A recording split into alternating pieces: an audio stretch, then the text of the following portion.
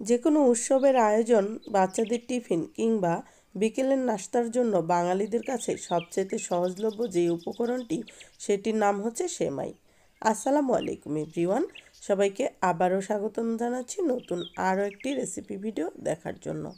আজকে শেয়ার করে দেখাবো সেমাই আর ডিম দিয়ে দুর্দান্ত এবং সহজ একটি মজাদার নাস্তার রেসিপি। আশা করছি ভালো লাগবে। আজকের রেসিপির জন্য এখানে আমি 200 গ্রাম ওজনের একটা প্লেন সেমাইয়ের প্যাকেট নিয়ে নিয়েছি, যেটাকে বলা হয় লম্বা সেমাই।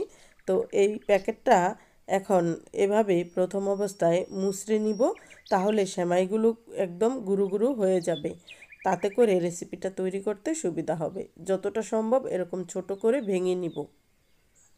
আর এই কাজটা প্যাকেটের ভিতর থেকে করলেই ভালো হবে, সেমাইগুলো বাইরে বেরিয়ে যাবে না। এখন হচ্ছে প্যাকেটের মুখটা খুলে সেমাইগুলো আমি একটা পাত্রে ঢেলে নিচ্ছি। এই যে দেখি বুঝতে পারছেন কতটা ছোট হয়ে গিয়েছে।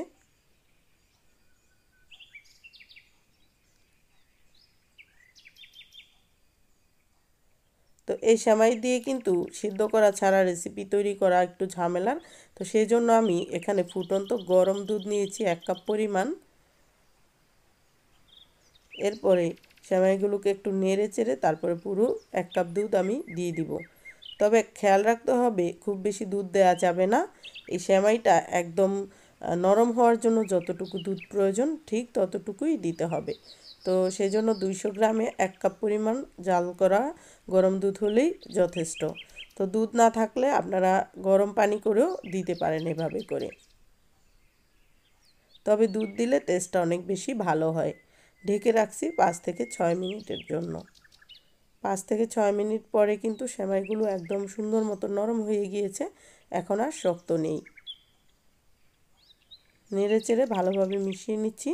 আর দেখেই বুঝতে পারছেন দুধ কী পরিমাণে নিয়েছি। খুব বেশি দুধ দেওয়া যাবে না, তাহলে এটা যখন পরবর্তীতে আরও উপকরণ দিব তখন অনেক বেশি পাতলা হয়ে যাবে। এ পর্যায়ে এতে 2টা ডিম দিয়ে দিচ্ছি। চিনি দিচ্ছি 1/2 কাপ। এরপর গুঁড়া দুধ দিচ্ছি 1/2 কাপ। এরপর এলাচ গুঁড়া দিয়ে দিলাম 1/2 চা চামচ। ডিমের খাবার যেহেতু, ঠান্ডা হলে কিন্তু ডিমের একটা গন্ধ লাগতে পারে, সেই জন্য এলাচ গুঁড়াটা খুব ভালো একটা কাজ করবে। স্বাদ মতো একটু লবণ দিয়ে এখন সব কিছু খুব ভালোভাবে হাত দিয়ে মিক্স করে নিচ্ছি। আপনারা চাইলে চামচের সাহায্যে মিক্স করে নিতে পারেন। তবে হাত দিয়ে মিক্স করলে চিনিটা খুব দ্রুত গলে যাবে এবং সব জায়গায় সুন্দর মতো পৌঁছাবে। তো এই যে হয়ে গিয়েছে। আর এটার থিকনেস দেখেই বুঝতে পারছেন কেমন হবে। তো চুলায় একটা প্যান বসিয়ে দিয়েছি। এখানে 1 টেবিল চামচ পরিমাণ ঘি দিয়ে দিলাম। ঘিটাকে ভালোভাবে কড়াইয়ের চারপাশে ছড়িয়ে গলিয়ে নিব।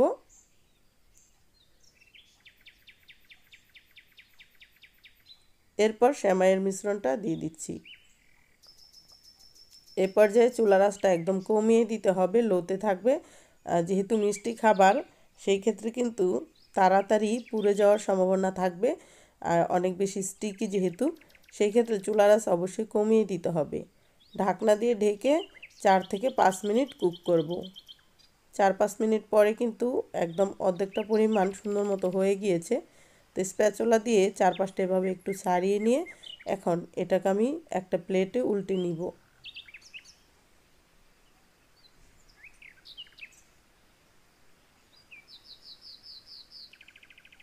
এই যে এখন হচ্ছে সেই যে কড়াইটা, এটার মধ্যে আবারও একটু ঘি মাখিয়ে নিব 1/2 টেবিল চামচ পরিমাণ।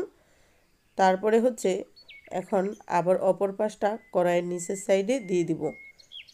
এরপর ঢাকনা দিয়ে ঢেকে আগের মতো করেই 4 থেকে 5 মিনিট অল্প আঁচে ফ্রাই করে নিব।